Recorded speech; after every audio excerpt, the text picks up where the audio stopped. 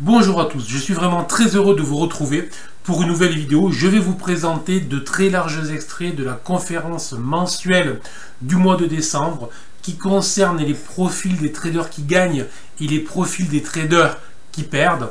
Donc de quoi vous intéresser en cette fin d'année 2020. Et je vous souhaite vraiment le meilleur et j'espère que vous mettrez à profit tout ce que l'on peut tirer de cette étude que je réalise depuis maintenant de très nombreuses années pour que votre année 2021 sur les marchés soit extraordinaire. C'est bien évidemment tout ce que je vous souhaite. Allez, on y va.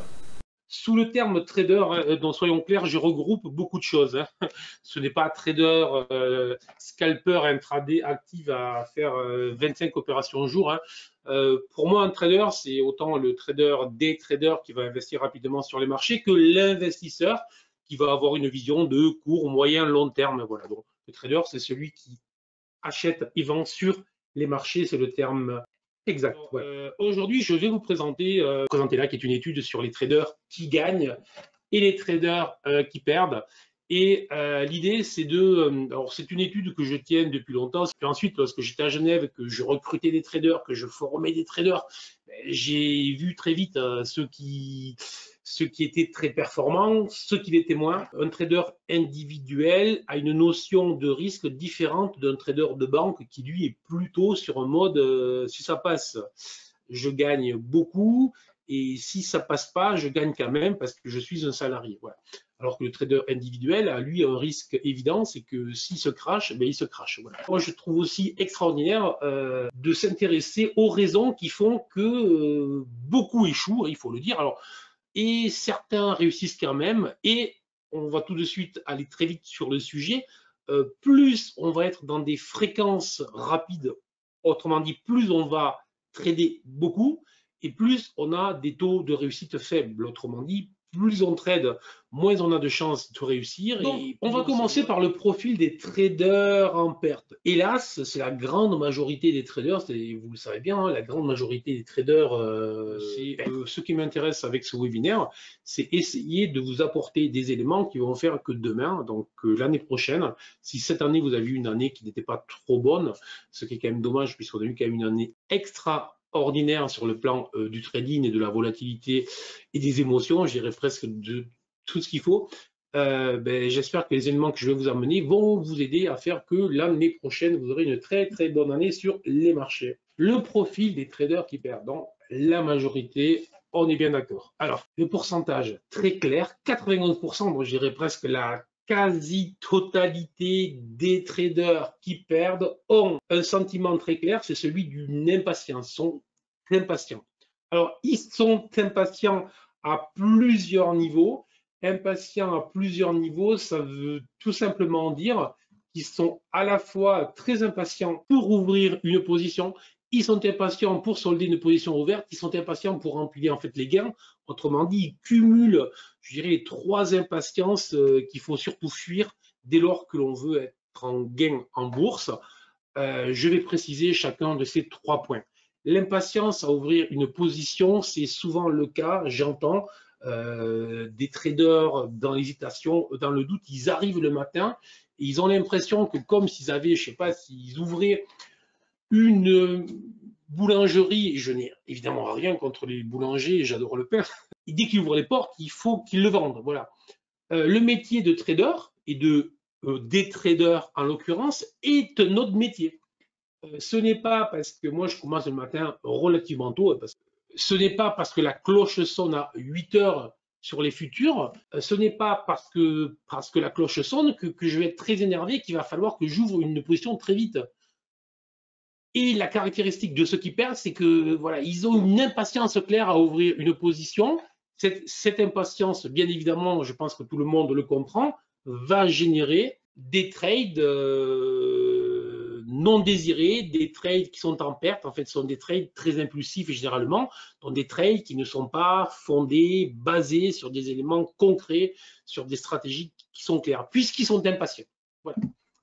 L'autre impatience, qui est au moins aussi néfaste, c'est l'impatience à solder une position ouverte, que ce soit en gain ou que ce soit en fait en perte. Alors évidemment, c'est lorsqu'elle est en gain que c'est plus gênant parce que De la même manière que les traders qui sont en perte sont souvent très impatients à ouvrir une position, dès qu'ils l'ont ouverte, il leur tarde qu'une chose, c'est de très vite la refermer puisqu'ils sont en stress. Et si jamais il arrive qu'ils soient en gain sur la position qu'ils ont ouverte, alors là, ils n'ont qu'une envie, c'est de très très vite couper. Erreur. Donc, une erreur double, je veux rentrer très vite et dès que je gagne, je veux sortir. Voilà. Ça conduit à des profils de courbes de gains que l'on retrouve chez tous les traders, et je dis bien chez tous les traders qui sont en perte, c'est-à-dire que vous avez des petits gains et vous avez des grosses pertes. Et ensuite, une impatience à empiler les gains. Alors ça, c'est autre chose. Ce n'est pas tout à fait dans le trading du quotidien, mais c'est aussi évidemment qu'on ne vient pas en bourse pour faire du 0,5% l'année. On vient en bourse pour faire des gains. On vient en bourse, soyons cash, pour faire du fric. Alors, si vous arrivez en face de vos écrans le matin, avec cette image chevillée au corps de vous dire il faut que je gagne, la probabilité que vous soyez en gain en fin de journée est à peu près nulle. Mais les gains ne sont que la conséquence de ce que l'on fait. Si on a l'obsession des gains ou l'impatience des gains, on va mettre les gains avant le reste et là aussi, ça va déclencher en nous des process psychologiques qui vont faire qu'on va prendre des trades que, en principe, on ne devrait jamais prendre. On est bien d'accord, on vient bien en bourse pour faire du fric. Je le dis tout le temps, hein, voilà, j'adore mon métier, mais on vient pour faire du blé, sinon ce n'est pas la peine, on a autre chose à faire. Mais pourtant, et je sais bien que c'est un peu antinomique, mais pourtant, si jamais vous êtes obsédé par ce gain, on ne doit jamais se préoccuper du résultat du trade. Donc le gain, on s'en moque. Je sais que lorsque je dis ça, peut-être que je passe pour un extraterrestre, mais je peux vous assurer que c'est vrai. Donc, voilà. L'idée, c'est je ne me préoccupe que du process. Je ne me préoccupe que de la manière. Je ne me préoccupe que de ce que je dois faire et j'agis. Sans peur, sans reproche, si vous voulez, j'agis. C'est tout. Je suis dans l'instant présent, j'agis. Donc, le gain, ce n'est que le futur. Donc, j'agis et je fais ce que je dois faire. Et ma seule certitude lorsque je trade, c'est une phrase que je répète souvent, mais c'est vrai, ma seule certitude lorsque je trade, c'est que vu que j'ai mis un stop, mon risque, je le connais. Donc, la perte que j'engage sur ce trade, je la connais. Le gain, je verrai bien. C'est le marché qui va le décider. Moi, je raisonne en série. J'ai des anecdotes très croustillantes à ce sujet. J'avais un trader qui était plutôt bon, mais il s'est mis à se vanter, à se flatter auprès de son entourage de ce qu'il faisait. Et du jour où il a fait ça, très étrangement, son trading est devenu beaucoup moins efficace. Et c'est une histoire vraie. Toutes les histoires que je raconte sont des histoires vraies, vécues. Je cite jamais les noms, mais ce sont des histoires vécues. Et en fait, donc, bon, et vraiment, il était bon. Et vraiment, son trading s'est déréglé. Et donc, ça a duré plusieurs semaines. Puis à un moment, il a fallu que j'intervienne, que je vois ce qui se passait. Et alors que c'était un plutôt bon gestionnaire de risque, autrement dit, il n'avait aucun problème donc à poser ses stops, etc. Le fait qu'il ait mis en fait son ego sur le marché, c'est-à-dire que lorsqu'il tradait, vu qu'il l'avait annoncé, qu'il l'avait dit à tout le monde, à son entourage, etc., il ne tradait plus seul, il tradait avec son entourage à côté. Et donc, lorsqu'il était en perte, imaginez, vous tradez, le soir vous avez un repas avec vos amis, et comme ça fait des semaines et des mois que vous discutez avec eux du trading, de ce que vous gagnez, ils vont vous demander nécessairement, alors ta journée a été bonne, etc. Donc, mécaniquement, cela influençait ses opérations sur la journée. Et donc, il essayait de trafiquer pour sortir en gain en fin de journée, chose qu'il ne faisait jamais auparavant. Et là, il y avait une pression sociale, on peut en fait appeler ça une pression sociale. Cette pression sociale influençait sa manière de trader. Et sa gestion des stops n'était plus du tout ce qu'elle était. Et donc, que ça faisait que la pression sociale plus gestion des stops qui n'était plus ce qu'elle était, faisait qu'il avait transformé un trading efficace, très bon, en un trading qui était désormais en perte régulière. Donc vous voyez comment un trader est une machine qui peut se dérégler rapidement si on ne fait pas attention à tous les éléments. Là aussi, une autre anecdote, dans un autre genre, mais lorsque j'étais à Genève, les principaux échecs que j'ai connus avec les traders, c'était que lorsqu'ils étaient tout seuls et qu'ils tradaient, il n'y avait aucun souci. Et lorsqu'on leur mettait des sommes sur la table beaucoup plus conséquentes que celles auxquelles ils étaient habitués et qui savaient que je les regardais, que je les étudiais, que le soir ou qu'en fin de semaine ou qu'en fin de mois, ils auraient à rendre donc des comptes, mais très étrangement, là aussi, leur trading dérapait. Voilà. Donc, ne pas oublier qu'on n'est jamais tout seul sur son île et que donc, en tant que trader, l'extérieur a une influence, qu'on le veuille ou pas. Allez, j'ai cliqué trop de fois, mais c'est pas grave. Alors, le point suivant pour les traders qui perdent, c'est qu'ils suivent une méthode qu'ils ont trouvée ailleurs, ce qui est logique et normal. Lorsqu'on débute, notamment, on ne va pas nécessairement réinventer la roue. Mais là où c'est embêtant, c'est-à-dire qu'ils suivent une méthode qui ne leur correspond pas. En fait, c'est vraiment la grosse problématique. On va dire, je sais pas, vous ne connaissez rien à la bourse, vous arrivez, vous trouvez un forum au hasard, enfin, ou vous achetez un livre, voilà, vous achetez un livre, vous trouvez un forum, etc. Et vous dites, oh, le scalping, c'est fantastique, vous vous mettez à faire du scalping alors que vous avez tout sauf les caractères, le mental, les réflexes qu'il faut lorsqu'on est un scalper, le sang-froid, etc. Donc du coup, ben, vous allez très vite échouer. Alors que peut-être si vous aviez réfléchi calmement à ce que vous étiez avant de vous lancer dans le trading, donc voilà. Donc vraiment 8,5 sur 10 de ceux qui perdent ont une méthode qui ne leur correspond pas. Et enfin, 73%, donc un taux plus faible, mais qui est quand même significatif, sous-estiment la difficulté. C'est-à-dire, ils savent, puisqu'aujourd'hui tout le monde sait que c'est quand même, voilà, où que vous alliez, on l'entend. Le trading est compliqué, patati patata, ok, je veux bien. Mais, moi, ce que j'entends de ceux qui réussissent, hein, je parle de ceux qui ont réussi, de ceux que j'ai accompagnés et qui ont réussi, ils me disent, ok, on savait que c'était compliqué, que c'était dur, mais jamais j'aurais cru que c'était aussi compliqué que ça. Voilà. Donc, moi, je le dis toujours, c'est très, très compliqué. Ne le croyez pas. Mais après, si on met en place les process qu'il faut, il n'y a aucune raison. Maintenant, attention, pour être un trader qui gagne, il faut avoir une forte capacité de rebond et de résilience. Voilà. Si dès les premières difficultés, c'est compliqué, j'abandonne, bah, c'est sûr que là, donc c'est réglé, ça va très vite. Il faut se dire, je veux réussir, je vais réussir, je vais gagner, il n'y a aucun souci. Si vous faites ça, il y a aucun souci, non, mais voilà. Celui qui se donne les moyens doit et peut réussir. Voilà. Après, attention, tout dépend des objectifs qu'on a. Il y a ceux qui veulent vivre du trading, il y a ceux qui veulent avoir du trading comme activité secondaire, il y a ceux qui ont un salaire et qui doivent le garder, j'insiste beaucoup sur le sujet, qui doivent le garder, mais qui veulent faire du trading, du swing trading, on va dire, souvent, pour un complément de revenus, etc. Puis il y a ceux qui veulent être des investisseurs moyens, long terme, pour se faire plaisir parce que c'est intellectuellement extraordinaire le trading. Voilà. Donc il y a beaucoup de profils. Le tout, c'est évidemment de trouver le profil qui nous correspond le mieux.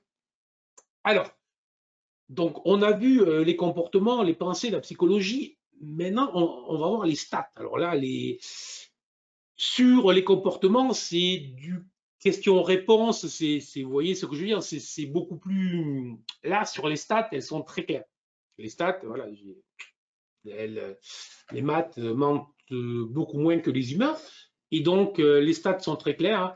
85% de ceux qui perdent gèrent mal les risques. Je vais bien les risques parce que, puisqu'en bourse, les risques, il peut y en avoir beaucoup. Il y a les risques auxquels on s'attend, il y a le risque de la position qu'on ouvre, il y a le risque du stop, il y a. Enfin bref, voilà. Donc, mauvaise gestion globale du risque, mauvaise compréhension de ce que c'est que le trading. Voilà. Le trading, il ne faut jamais oublier que ce sont des maths. Voilà, je fais X opérations avec un taux de réussite de temps et avec un risk-reward de temps, et on a le tableau qui nous donne si l'on est en gain ou si l'on est en perte. Voilà.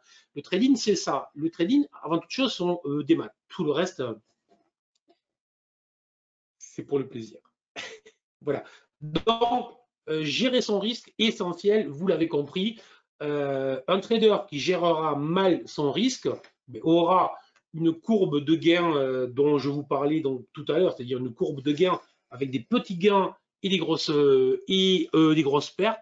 Autrement dit, c'est je gagne durant des journées et des semaines, et en quelques heures, j'explose mon compte. Donc, j'ai connu une phase d'euphorie, une phase où je suis heureux, une phase où tout va bien, une phase où je sors avec les copains, où je raconte que ma vie est belle et que demain, voilà, etc. Et puis tout à coup, paf, tout pète parce que parce qu'en fait, je gère très très mal le risque. Et lorsque le marché ne change pas trop, je peux traficoter, tout va bien. Et à un moment ou à un autre, le marché ne m'oublie pas, il se retourne, il me détruit avec plaisir. Voilà. Donc ça, c'est vraiment le genre de choses, c'est vraiment le genre de choses qui fonctionnent systématiquement et que l'on retrouve. Alors, plus de 8 ou 9 traders sur 10 qui sont en perte ont cette courbe de gain, c'est-à-dire qu'ils vous font illusion. Moi, lorsque j'avais des traders qui arrivaient avec une courbe de 6 mois, je dis OK, tu reviens dans 6 mois de plus, je peux vous assurer que je les revoyais jamais. Voilà. Parce qu'il est très facile de faire des gains durant 6 mois, voire un an. Il est très facile. Voilà, il suffit qu'on ait la méthode qui corresponde à l'instant T en fait au marché et tout se passe relativement bien. Après, faire des gains durant plus de 25 ans, ça devient un peu plus compliqué, mon gars. Voilà. Donc, et l'objectif, lorsqu'on est trader, c'est c'est de voir loin. Voilà. C'est beaucoup mieux. Après, beaucoup de traders qui trade trop. Alors ça, je suis très très clair.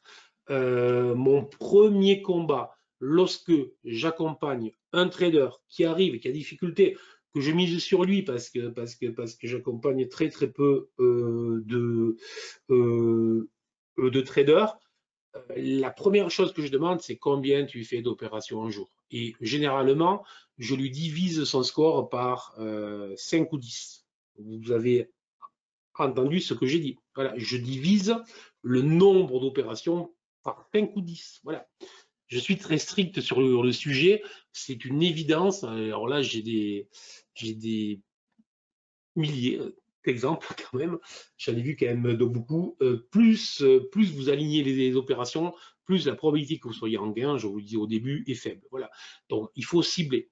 Notre job en tant que trader, ce n'est pas de nous agiter. Notre job en tant que trader, ce n'est pas de donner notre argent au courtier que l'on aime bien, puisque le courtier nous permet de trader sur les marchés. Notre job est très clair. Notre job est très clair. Notre job, c'est de cibler nos interventions au maximum. C'est-à-dire, je cible lorsque tous les éléments sont en convergence max. Je parle beaucoup de la convergence dans mon dernier livre et sur toutes les formations, c'est un élément clé, ciblé. Si j'hésite, si je ne sais pas, si je ne comprends pas, j'ai autre chose à faire. Je peux rester 12 heures en face sur les écrans sans trader une seule fois. Ça ne me pose aucun souci. Je ne trade que si le marché résonne en moi. Si le marché me susurre à l'oreille qu'il faut que je trade, j'y vais. Voilà.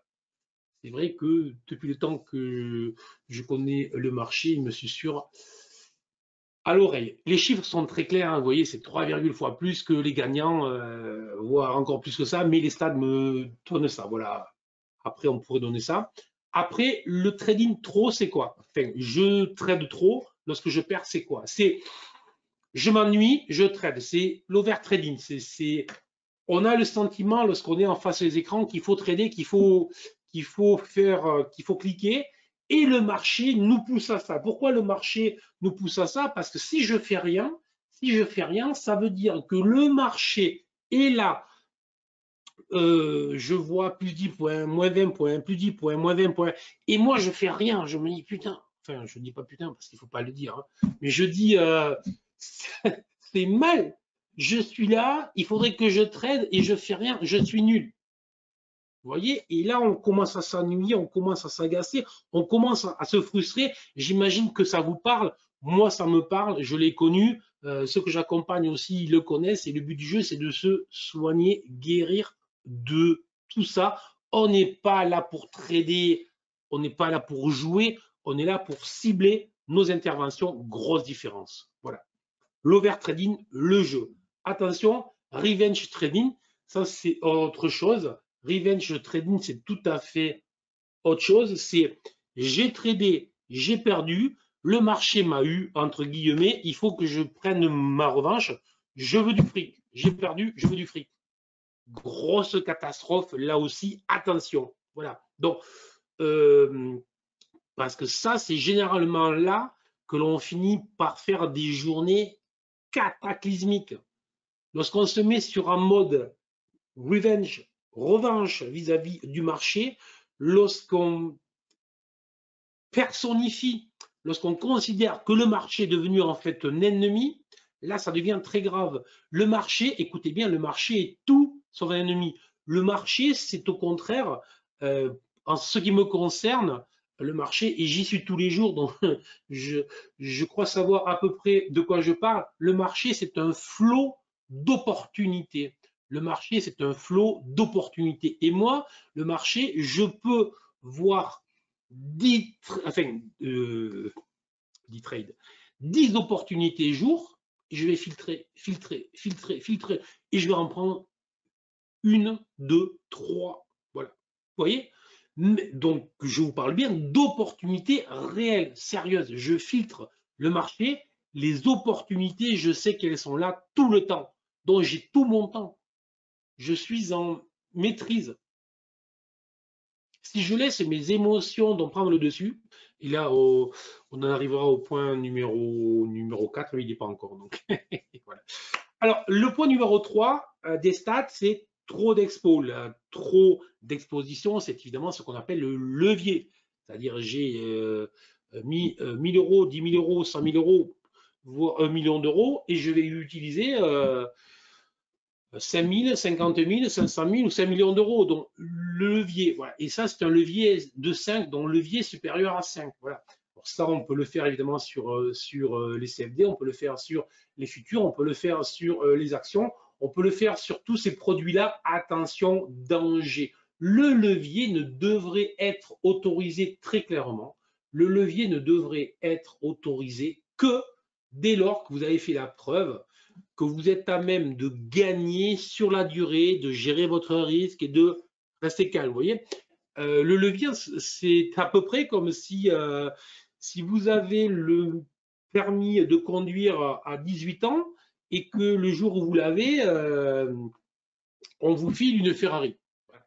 Mais le levier, c'est une Ferrari, la nuit, sans lumière, sous la pluie. Vous voyez, la probabilité que vous arriviez au jour 2 sans exploser la Ferrari, c'est très faible. Ben, le levier, ça revient à dire, je ne sais pas encore conduire, mais vu que je veux gagner, on en revient au début, l'impatience, je suis impatient, je veux gagner, donc je vais mettre du levier.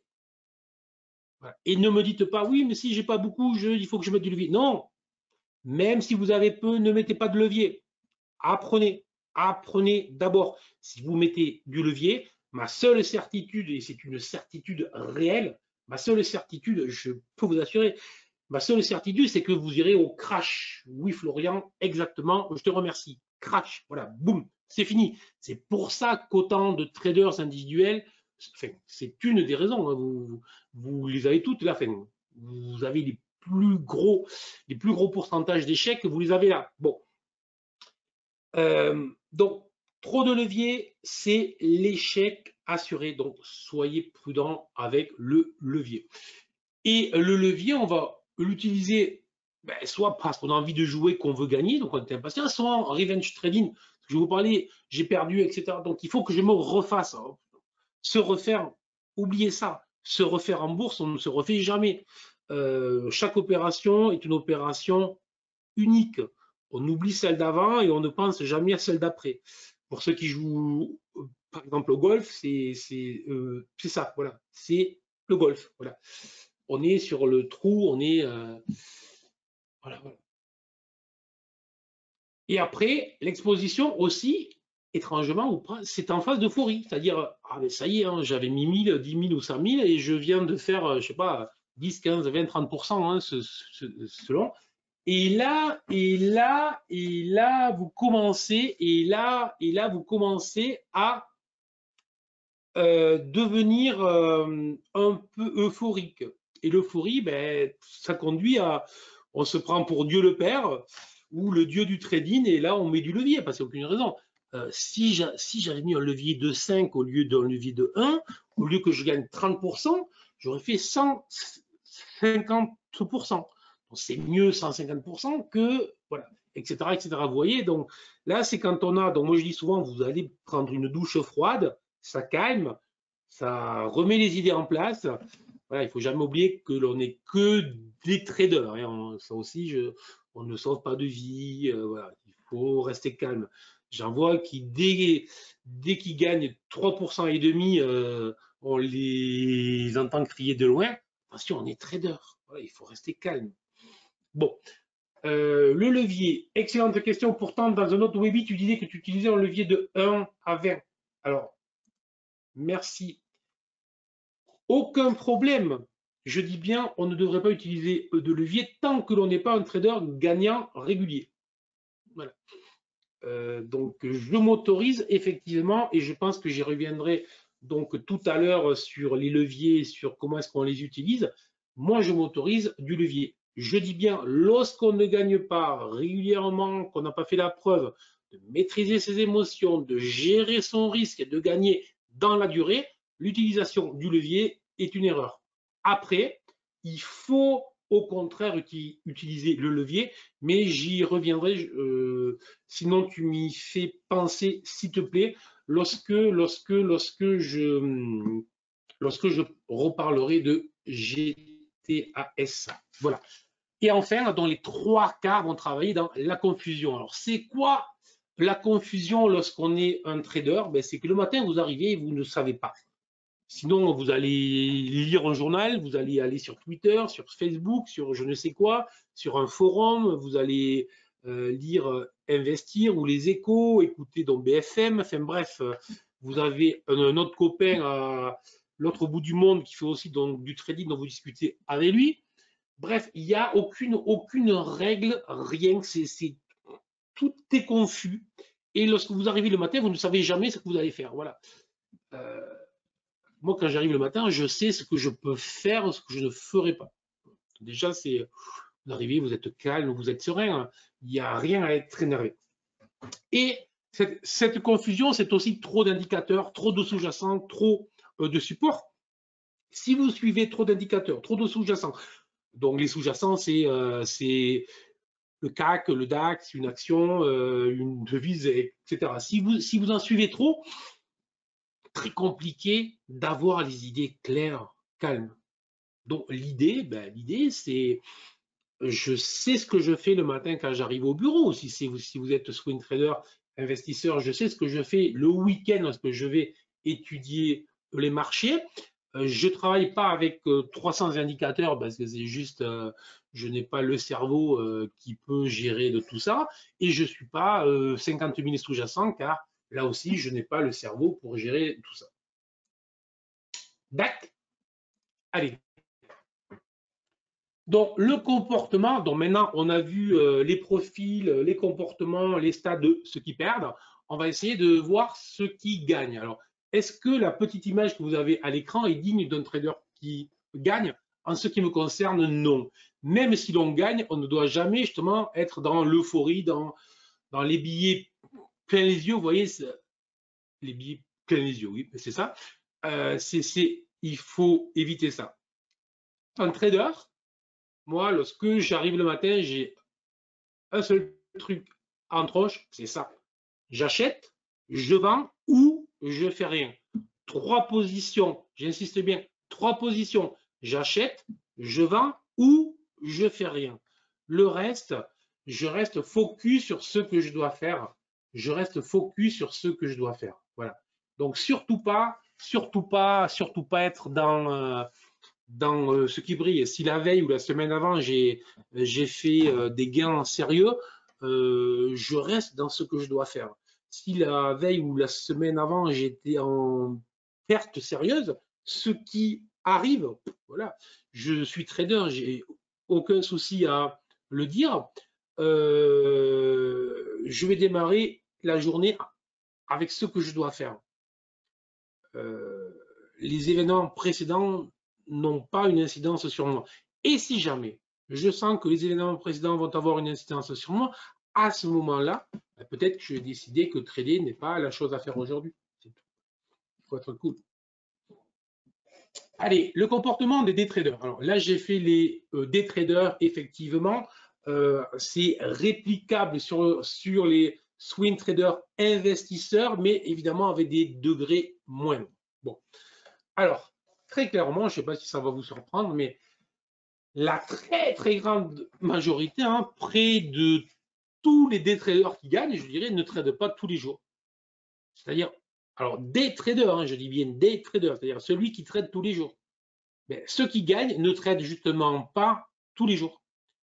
Ça valide bien ce que je crois depuis toujours et bon, et ce que je suis aussi avec ça et ce que je fais moi aussi.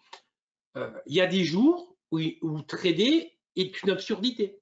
Voilà. Donc, encore une fois, on doit trader uniquement lorsque les éléments sont là. Voilà. Après, le levier, tu veux parler de levier de 1 à 20. Effectivement, moi, j'allais jusqu'à 20. La grande majorité des leviers, c'est de 1 à 10 et les traders qui gagnent font varier les leviers de 1 jusqu'à 10. Ils font varier les leviers de 1 jusqu'à 10, ça veut dire beaucoup de choses. Ça veut dire qu'un trader qui gagne va vraiment cibler ses interventions. Et en fait, moi, je fais encore mieux que ça ou encore différemment. C'est-à-dire que moi, je vais travailler de levier de 0,2, donc 0,2, c'est-à-dire un infralevier. Pour être clair, si j'ai 100 000, j'investis que 20 000 euros. C'est clair? Bon.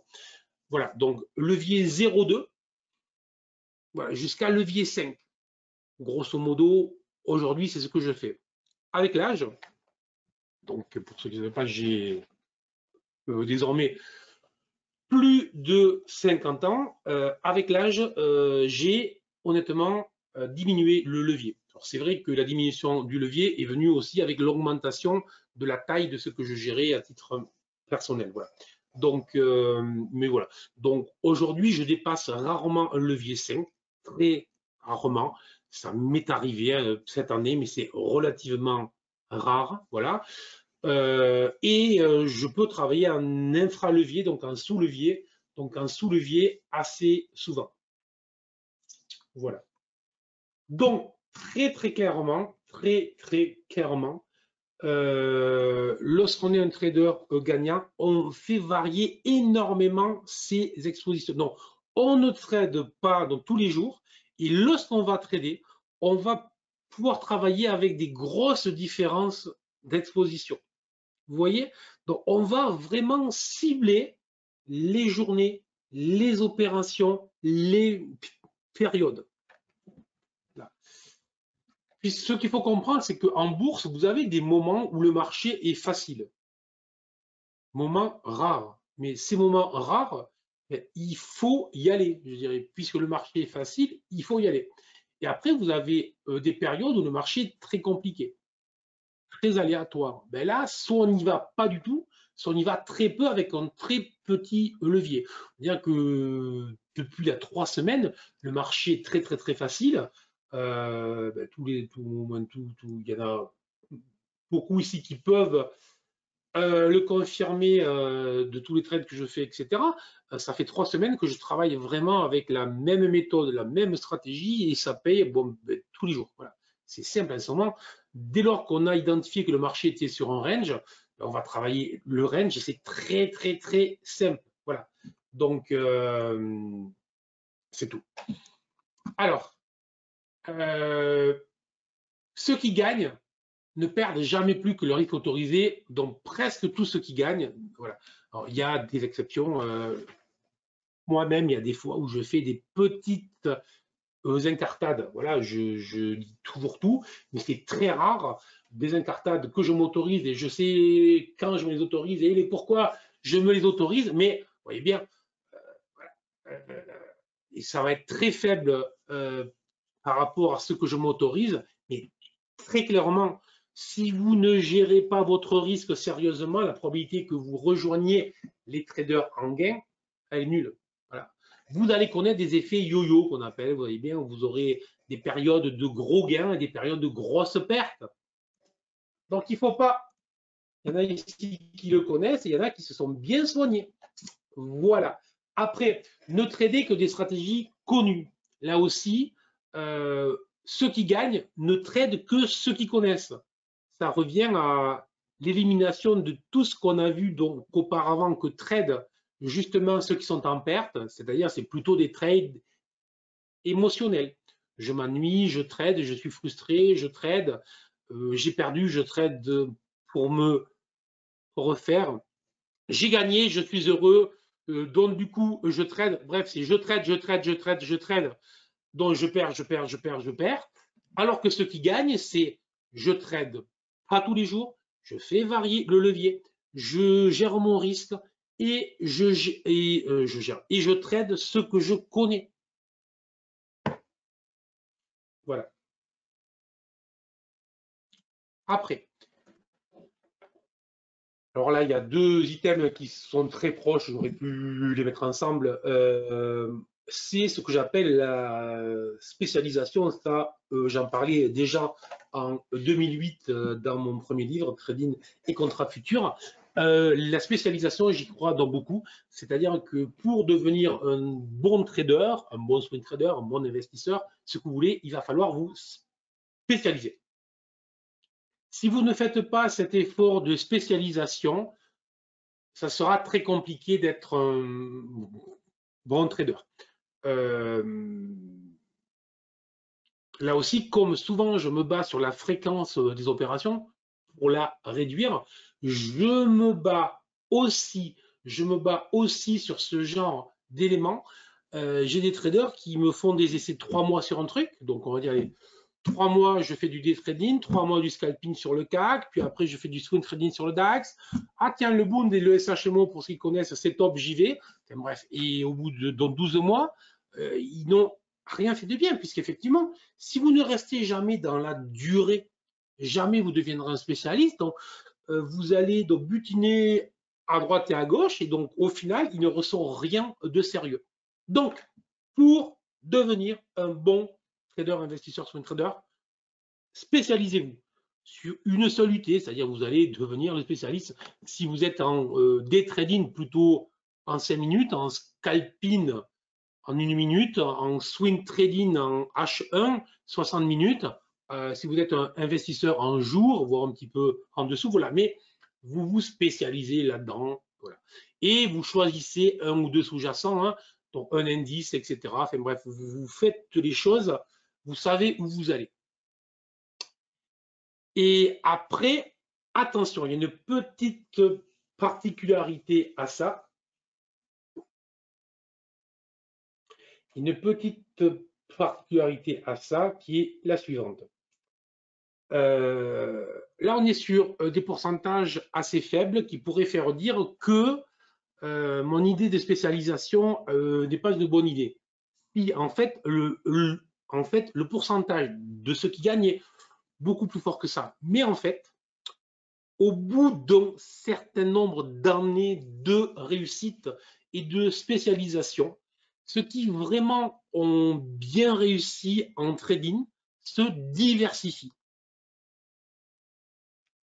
Donc, ils ont connu durant de nombreuses années une forte spécialisation et puis après, ils se diversifient.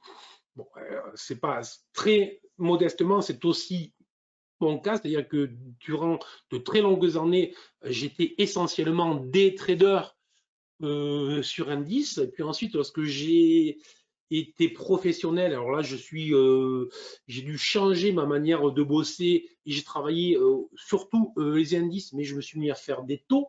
J'ai travaillé des indices que je faisais moins parce qu'il me fallait des indices avec des carnets d'ordre très larges pour pouvoir rentrer tous les contrats que je rentrais. Donc, alors que je travaillais plutôt sur le CAC et sur le DAX, je me suis mis à faire de l'Eurostock 50 et du Bund essentiellement, et sur des UT plus larges que ce que je faisais, même si je continue un peu à faire de l'intraday, mais j'étais déjà très spécialisé, très performant dans ce que je faisais, ce qui a fait que j'ai pu évoluer. Voilà. Puis ensuite aujourd'hui, je fais des actions, je fais bon, énormément de choses. Bref, puisqu'à un moment, on a aussi donc besoin de s'ouvrir. Mais au début, durant de longues années, je conseille la spécialisation. Tu me dis comment trader ce qu'on connaît quand on n'est pas dirigeant de la société cotée en bourse. Alors, lorsque je dis ce que l'on connaît, je parle de se spécialiser. Donc, par exemple, tu vas trader une action, ou tu vas trader que les actions, ou tu vas trader que sur une UT, ou tu vas trader que sur un indice. Voilà ce que je veux dire par spécialisez-vous. Est-ce que je suis clair? Voilà. Je ne dis pas du tout de faire du. Voilà. Évidemment que je déconseille de trader si on est salarié d'une entreprise qui est cotée et généralement ça peut être soumis à de la réglementation.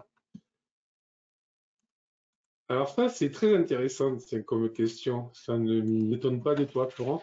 Est-ce que ça a un intérêt de se spécialiser sur une unité exotique comme le 7 minutes? Écoute, se spécialiser sur le 7 minutes, écoute, je ne l'ai jamais fait. Donc maintenant, pour avoir essayé quand même beaucoup de choses en trading, en analyse, enfin voilà, j'ai eu mon époque, j'ai transgressé, on va dire, beaucoup les UT, effectivement, et en fait, par exemple, au lieu du 30 minutes, j'étais sur le 25 minutes pour essayer d'aller gratter un petit peu sur le temps et être en avance. Voilà le genre de choses. Après, j'avais travaillé sur le 3 minutes. J'avais travaillé sur le 3 minutes. Là, je l'ai fait plus que sérieusement. Le 3 minutes, alors c'était au début des années 2000, notamment lorsque je travaillais, pour ceux qui connaissent, le Russell 2000, hein, enfin le futur Russell 2000. Donc je travaillais le Russell 2000 beaucoup, prendre 3 minutes, mais bon, c'est de la bombe, hein, celui-là. Voilà. Donc le 7 minutes, écoute, alors je n'ai jamais essayé le 7 minutes, donc si tu veux, on pourra regarder si le 7 minutes amène un truc. Je sais que le 10 minutes est très intéressant, si ça vous intéresse, je vous invite à aller voir. Le 10 minutes est très intéressant. Voilà. Après, se spécialiser vraiment que sur une unité exotique, j'ai des doutes, quand même. Voilà. Et toi, en intra, tu trades quoi? En intra, tu trades quel indice? En intra, tu trades quel indice? Tu as dû mettre plusieurs fois le truc, je pense.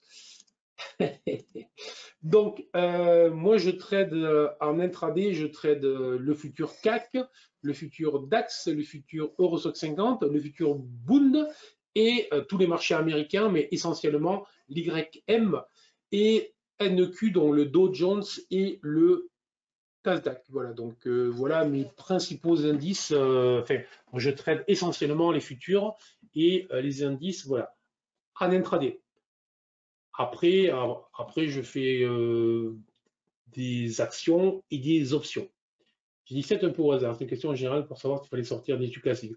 Écoute, ce n'est pas idiot de sortir UT classique, voilà. Le 15 minutes est moins, voilà, est plus habituel. Il semble que souvent, le mercredi matin, le 15 minutes, je vous en parle. Voilà. D'accord. Allez. Donc, les leçons à retenir, hein, c'est quand même les choses qui sont importantes. J'insiste vraiment, hein, c'est pas, je peux vous assurer, si vous rentrez dans les pourcentages sur les stats ou sur les comportements des traders qui perdent, la probabilité que vous soyez dans les traders qui perdent est très forte. Donc, la logique et la conséquence de ce que je vous dis là, c'est qu'il faut très vite corriger tout ça si vous voulez devenir un trader gagnant. Et attention, ce qui me concerne, un trader qui gagne, c'est pas nécessairement un trader qui gagne. Enfin non, excusez-moi, un trader qui perd, c'est pas nécessairement un trader qui a mis 100 000 et à qui il reste 3 000 euros. Un trader qui est en perte, en ce qui me concerne, ça peut être un trader qui a mis 100 000 il y a 10 ans. J'exagère évidemment, je suis du Sud, donc j'exagère. Ça peut être un trader qui a mis 100 000 il y a 5 ans, voilà, là j'exagère plus, et qui au bout de 5 ans est toujours à 100 000 euros. Alors, facialement, il est à zéro, sauf que même s'il avait mis son argent sur un livret A, il aurait plus. Et s'il avait mis son argent en bourse, les yeux fermés, ou sur un ETF, MSCI World ou je ne sais quoi, ou un ETF sur le Nasdaq, il serait à plus 30 ou plus 50%. Non, sur le MSCI World, ouais. Sur le Nasdaq à 75, un truc comme ça. Donc, vous voyez, il sera entre 150 et 175 000 euros. Donc, si il est à 100 000 après 5 ans de travail en bourse, ça veut dire qu'il est en perte. Et sûrement qu'il est à 100 000 parce qu'il a fait 100, 120, moins 30, moins 40, je remonte à 120, je redescends de moins 30, moins 40, je remonte à 100. Bref, voilà, il fait le yo-yo. Donc, il alterne les phases d'euphorie ou les phases de joie ou de contentement et les phases de stress et les phases où il est... Bref, voilà. Donc, voilà ce que je considère comme un trader qui est en perte. Un trader qui gagne, c'est un trader qui va faire mieux que le marché, qui va être régulier et qui est à même de sortir année après année des résultats qui sont positifs. Après, vous avez les traders qui gagnent, qui vont avoir de grosses perfs, et vous avez des traders qui gagnent et qui vont être moins, voilà, qui vont être moins à l'aise. Mais bon, déjà, si vous gagnez régulièrement, c'est beau. Bon, alors, les leçons à retenir. Moins trader, pour mieux trader et pour gagner plus, c'est un petit peu l'inverse de ce qu'un président nous avait dit à une époque, très clairement, moins trader. Moins trader, attention, ça ne veut pas dire moins travailler. Ça veut souvent dire mieux travailler, plus travailler, mais étudier, se préparer, mettre en place toutes les routines qu'il faut. Le trading, ce n'est pas du hasard. Le trading, c'est pas j'arrive le matin et puis voilà, je vous dis, j'ai lu, j'ai écouté, j'ai entendu, j'y vais. Non, non, c'est bam, bam. Je repère un cadre, je suis dedans, je sais si je fais, je sais si je fais pas. Si vous faites ça, c'est bon. Si vous le faites pas, vous savez quoi. Allez, pas de levier. Alors, on est bien d'accord. Pas de levier tant que vous n'êtes pas un trader efficace durant plusieurs années. Hein. Je dis bien plusieurs années. Voilà, je suis dur avec vous, peut-être, mais je préfère être dur aujourd'hui plutôt qu'avoir à ramasser les morceaux. Enfin, moi, je ne les ramasserai pas, mais plutôt qu'avoir, plutôt qu'il y ait des soucis chez vous, parce qu'à un moment, si vous êtes en couple ou si vous avez une famille, des fois, j'en connais qui ont eu des soucis familiaux parce qu'ils tradaient et que ça devenait un jeu. Donc, c'est pour ça que je suis très strict et très dur des fois et ça ne m'amuse pas lorsqu'il y en a qui font les malins, car je sais que ça en excite certains qui derrière vont être frustrés, agacés, énervés, vont vouloir faire entre guillemets la même chose alors que c'est bidon. Donc, moi, j'essaye d'être le plus sérieux possible pour vous préserver. Et je peux vous assurer que si vous faites ça, au bout, ben, plus que probablement, vous aurez de la lumière. Maintenant, c'est un chemin qui est réel. On est sur un chemin. On n'est pas sur tous les billets qui tombent très, très facilement, assis dans un hamac en train de siroter un truc. Vous voyez, il faut bosser. Enfin, bref. Vous savez tout ce que je pense de tout ça. Si vous ne le savez pas, j'espère que vous le comprenez. Trader avec des outils efficaces et simples. Alors, évidemment, on va parler de mes outils de GTS, des BSI, etc. Mais vous pouvez avoir les vôtres, vous pouvez utiliser des indicateurs simples. Je suis aussi très clair sur le sujet.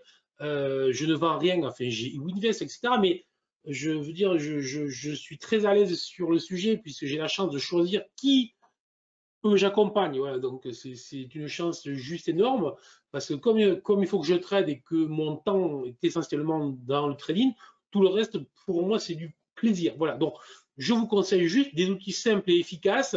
Il y a des indicateurs en plus libres sur eWinvest que j'offre, que je mets à jour régulièrement, dont ceux-là sont dispo. Après, il y a logiquement ce que je me réserve et que je réserve aux abonnés, ce qui est logique aussi. Après, vous pouvez le faire, j'y mets avec des indicateurs simples, des choses simples. Le tout, c'est de ne pas avoir 35 indicateurs et voilà, sinon on devient fou. Et un autre élément, distinguer la préparation, l'analyse du trading. Et souvent, là, lorsque je vois au début, des fois, lorsque j'accompagne les traders, les graphiques que je reçois, je deviens fou. Là, c'est moi qui deviens fou. C'est-à-dire que je dis, attends, mais même moi, avec ce que tu me présentes, j'y vois rien. Je n'y comprends rien. Un graphique, lorsque l'on trade, ça doit être allégé, propre. Trop d'informations tue l'information. Trop d'informations va faire que notre cerveau ne sera jamais en mesure de comprendre, d'analyser ce qui se joue sous nos yeux. Donc, il faut être simple. Donc, on va distinguer la préparation, l'analyse, la mise en place du plan de trading. Donc là, on peut être assez exhaustif. On peut voir plus d'indicateurs, plus de choses. Voilà, on peut jouer à énormément de choses. Lorsque l'on trade, il nous faut des graphiques simplifiés, simplissimes, afin qu'on puisse prendre des décisions objectives rapidement. Pour essayer de bien retenir la différence, car souvent, là aussi, je disais donc tout à l'heure, la confusion chez ceux qui perdent, la confusion peut se lire aussi dans les graphiques.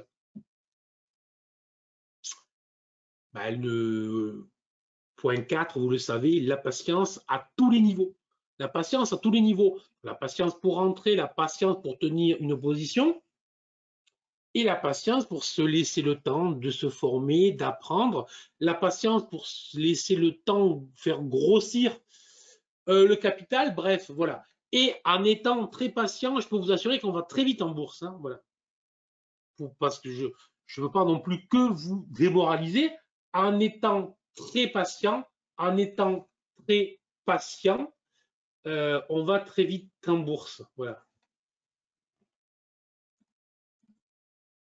Alors, l'acceptation, c'est aussi JT1, c'est je pense en termes de série. Je pense en termes de série, je suis vraiment dans l'instant présent.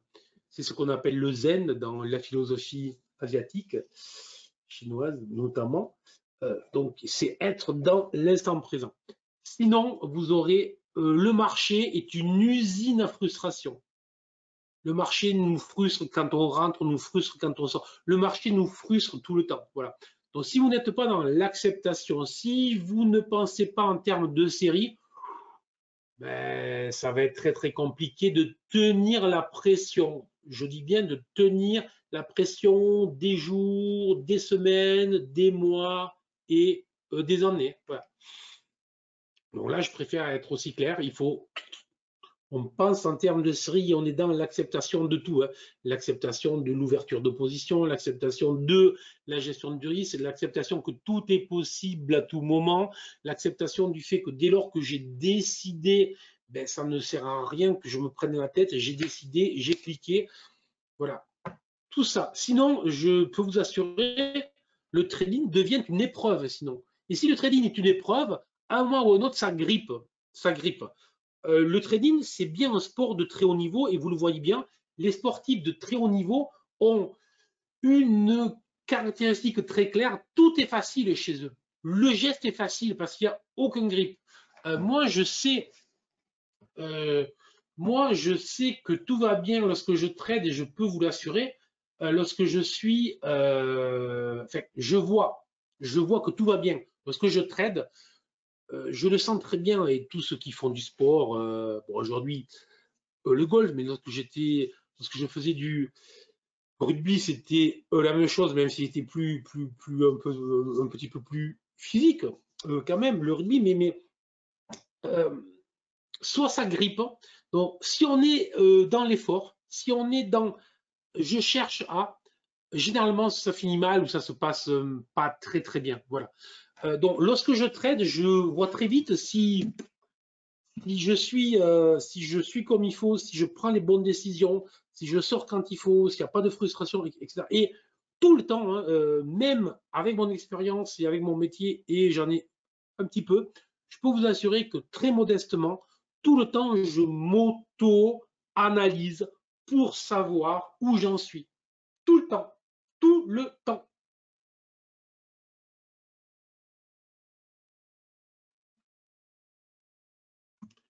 Le point 6, rigueur et discipline dans la gestion du risque. Bon, ça ne sert à rien de le faire long.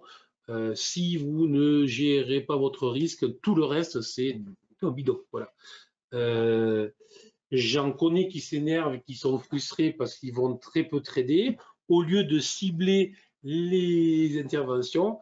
Et je, petit sourire, puisqu'il y en a qui vont se sentir visés, évidemment.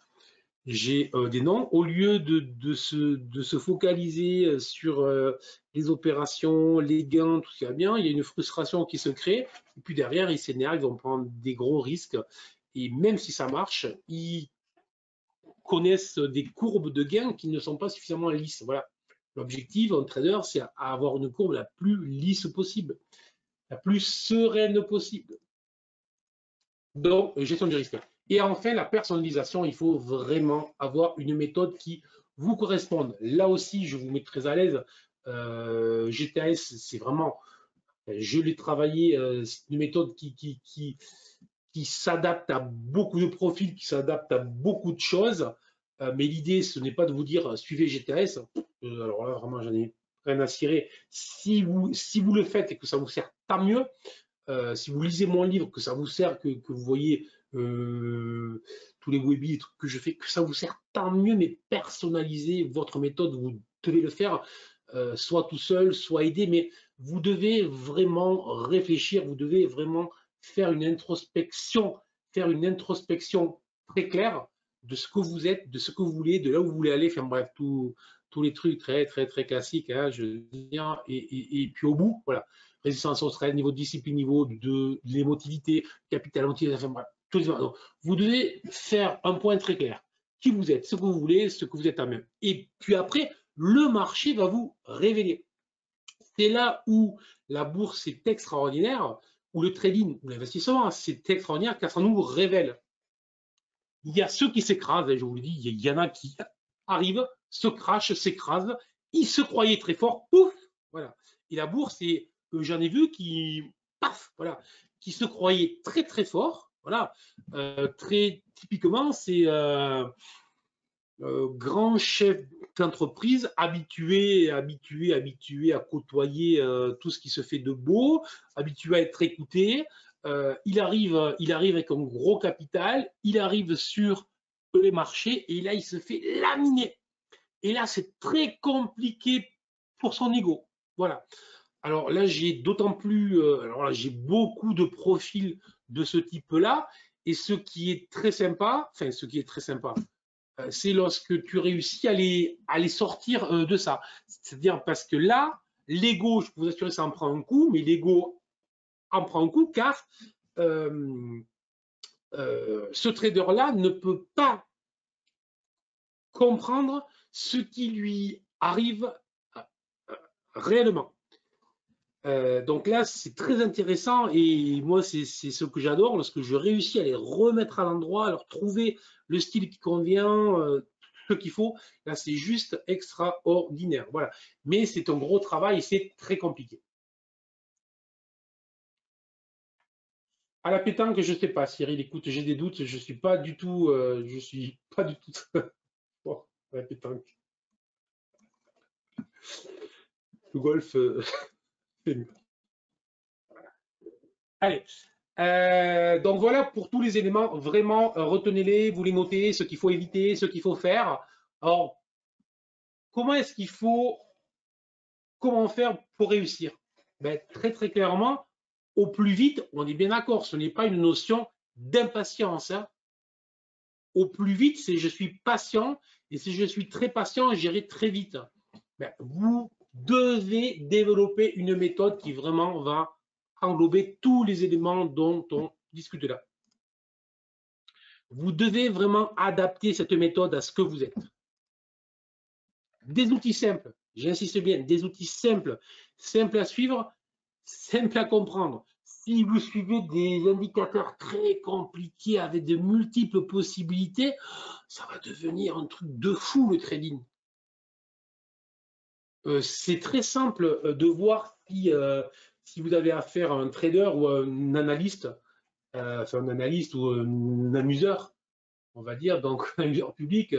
Vous voyez des écrans très très compliqués, des écrans très très compliqués, ben voilà, vous avez tout de suite vu à qui vous avez affaire.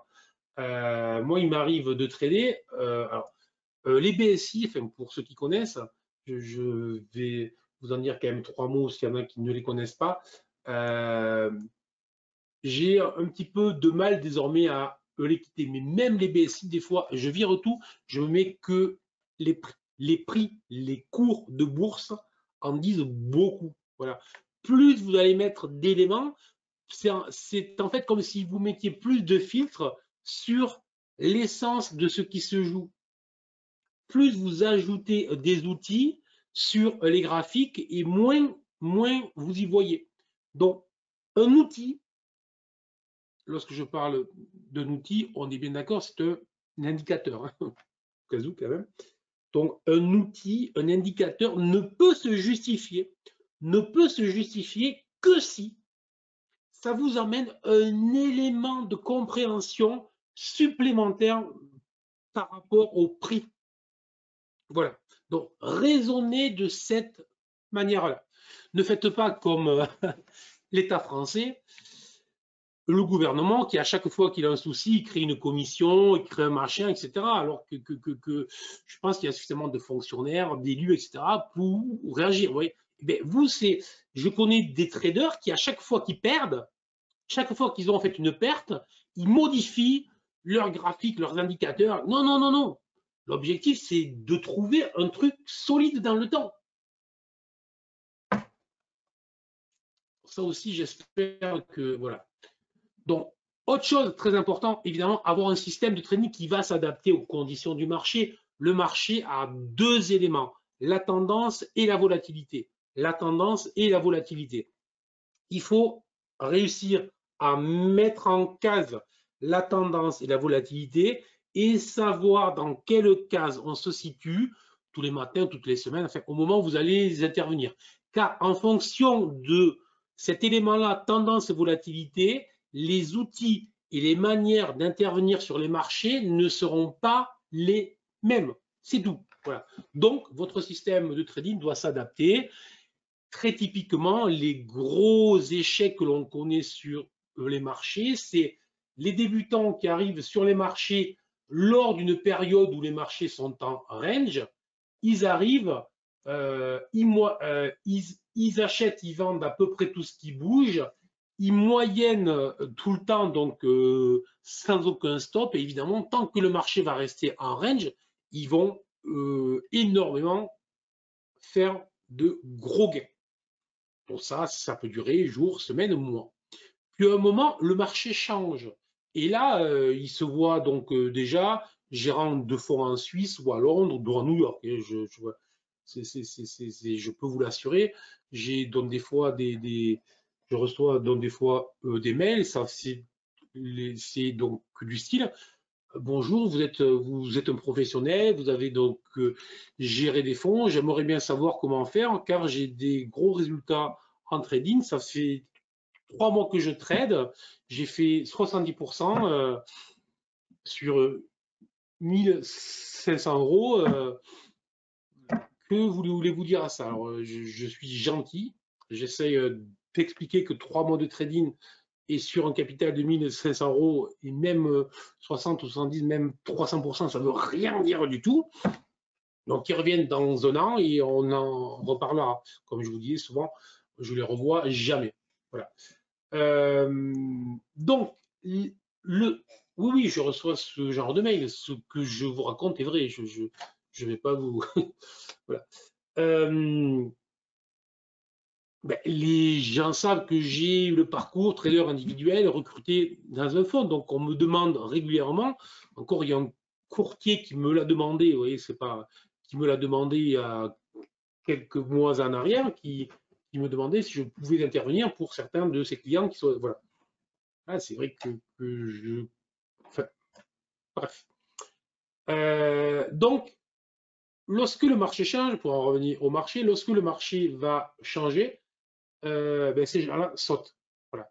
Et surtout qu'ils auront pris un gros ego, vous voyez, ils auront pris une grosse tête parce qu'ils se croient très forts.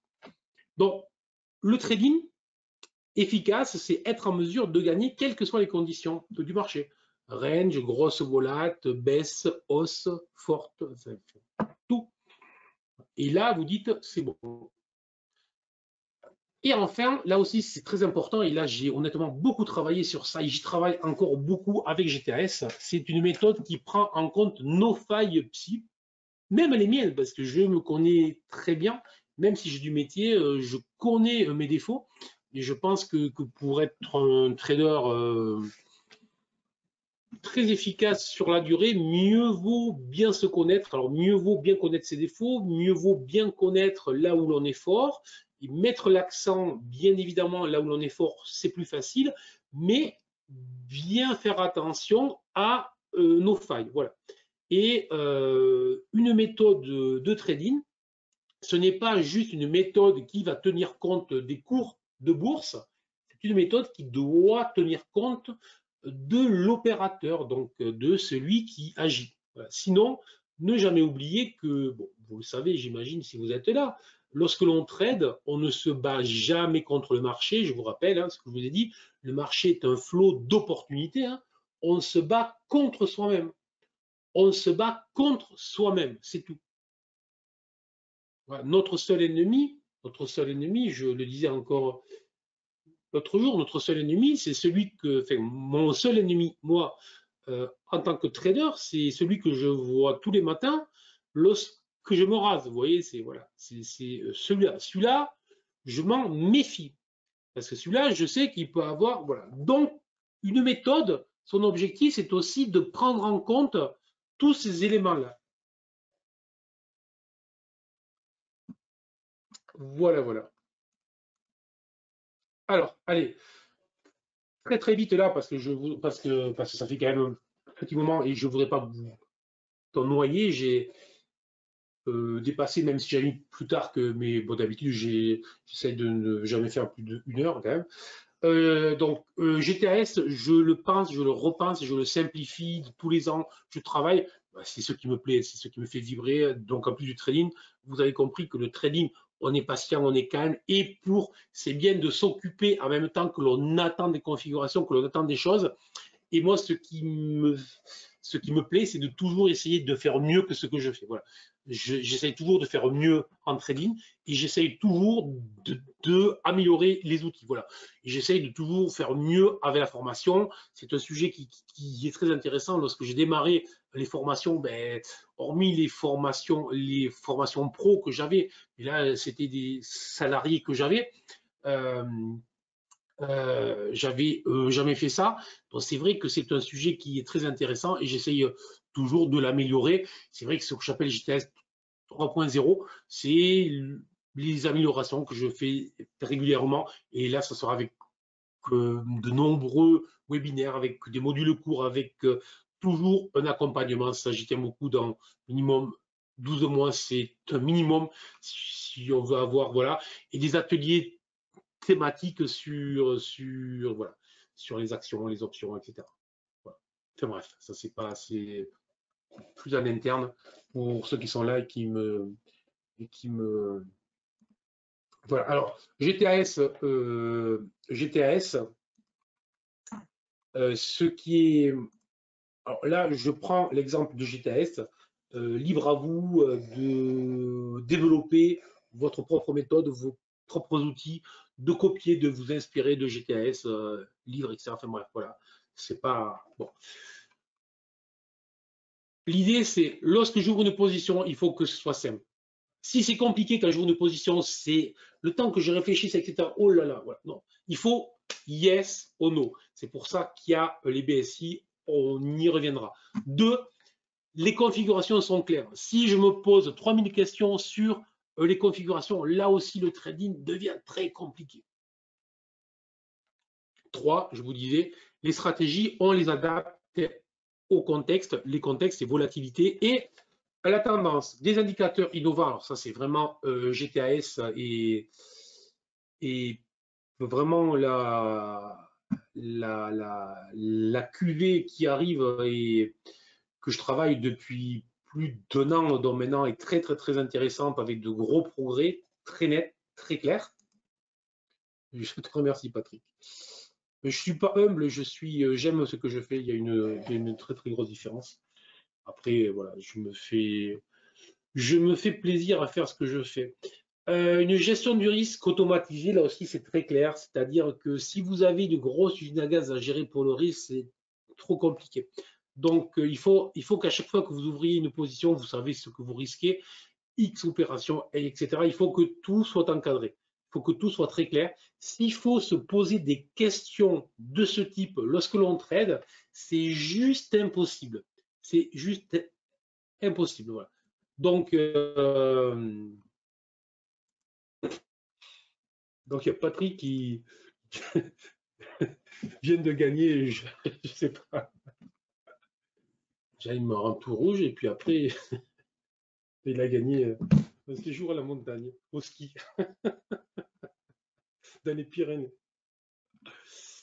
Une rencontre avec le Premier ministre. Bah, écoute, il sera là la semaine prochaine, donc il est possible qu'il vienne chez Iwinvest. Donc, c'est possible en plus. Bon, allez, blague à part. Enfin, non, c'est tout, évidemment, sauf une blague. Il est venu un certain nombre de fois déjà, évidemment. Allez, une gestion de position active. Je vous ai dit pour le levier, je vous ai parlé, etc. Voilà. Oui, Olivier, c'est ça. Le trading, c'est pas je rentre, je sors, je bouge pas. Vous voyez ce que je veux dire, c'est voilà, je peux rentrer en plusieurs fois, je vais faire varier mon exposition, mes expositions, bref, tout ça est très actif. Voilà, ce n'est pas un truc mort, ce n'est pas, on est loin de l'analyse basique. Voilà. Bon, possibilité de trading semi-automatique. Alors ça, j'y tiens beaucoup. L'idée, c'est bien d'avoir un système où on a notre mot à dire, mais où on a la possibilité de se mettre pratiquement en retrait, de dire tiens là je peux y aller, je vais pas, voilà. Donc ça c'est très bien et il faut aller vers ça. Aujourd'hui c'est une obligation, parce que les marchés fonctionnent de cette façon-là. D'accord? Voilà. Alors ça j'y tiens énormément. Point 8, des interdits. Des interdits. Vous voyez bien que je vous ai dit trader trop, c'est mal, si je puis dire. Des interdits, là par contre, c'est bien. C'est-à-dire que souvent, on vous dit ce qu'il faut faire et très rarement, on vous dit ce qu'il ne faut pas faire. Moi, presque, je dirais quand même presque, mais presque, je m'intéresse plus à ce que je m'interdis. Parce que souvent, lorsqu'on ne s'interdit pas un certain nombre de trades qu'on va faire, c'est là où les ennuis commencent. Donc moi, j'ai des interdictions. J'ai des interdictions pour ceux, voilà, vous le savez bien, pour ceux qui connaissent, dès lors que le BSI est vert, je ne vends pas, etc. Enfin bref, ce genre de choses très simples, très basiques, des interdits très efficaces et qui vraiment évitent les trades, les grosses pertes. Et ça, je dirais, on le voit jamais. On dit toujours ce que l'on peut faire, on ne dit jamais ce qui n'est pas autorisé ou ce qui est interdit strictement. Et pourtant, je peux vous assurer, lorsqu'on reprend les pourcentages, la liste de ceux qui perdent, vous éliminez ces trades qui n'auraient jamais dû être faits et qui ont généré de grosses pertes. Mais qu'en faisant ça, vous transformez des traders en perte en traders gagnants. Donc, ça vaut le coup d'être un peu frustré, entre guillemets. Non, ce n'est pas frustré, c'est être discipliné, rigoureux. C'est juste être trader, c'est tout.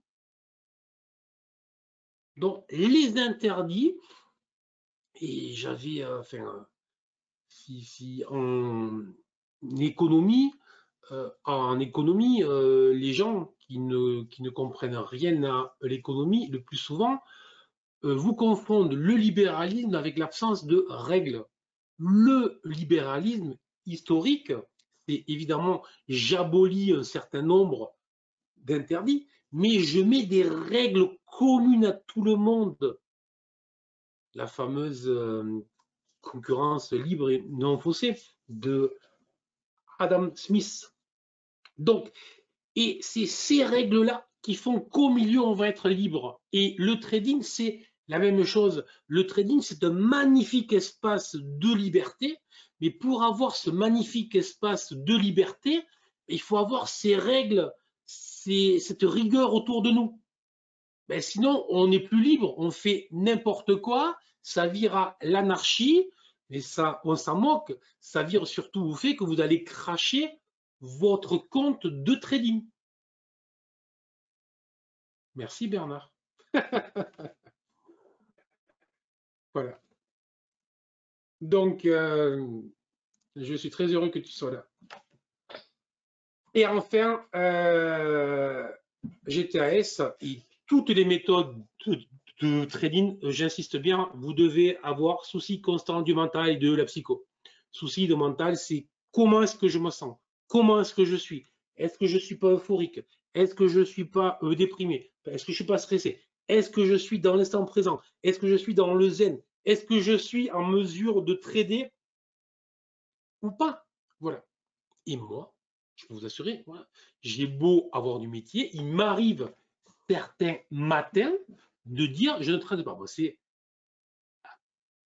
rare, je vous l'avoue, avec les années. Mais plus fréquemment, alors plus fréquemment, ce n'est pas toutes les semaines quand même, mais il m'arrive plus fréquemment de dire hop, hop, hop, ce matin, voilà, t'as pas, voilà, tu t'es couché tard, je sais pas, tu n'as pas les idées claires, donc no trading avant 9h30, 10h, voilà. Ou tu vas trader qu'avec un levier très faible. Vous voyez? Voilà. Donc, avoir une conscience aiguë de qui on est, de ce qu'on est, de ce qu'on va faire, c'est important. Tu fais la fête? Non, pas du tout. N'oubliez pas que je suis quand même à la base trader quand même. Hein. Bon, voilà. Voilà. Et même si maintenant je me suis reculé dans l'arrière-pays, on peut quand même encore faire la fête. Surtout en ce moment. Allez, donc GTS, c'est vraiment avoir un truc qui est cohérent, qui est structuré et surtout le cadre. Je vous parle bien de le cadre. Voilà. Avoir le cadre où vraiment tout va être clair. Alors là, je vous ai mis juste un truc sur les phases pour que vous compreniez très vite. C'est schématique, mais c'est très important à voir.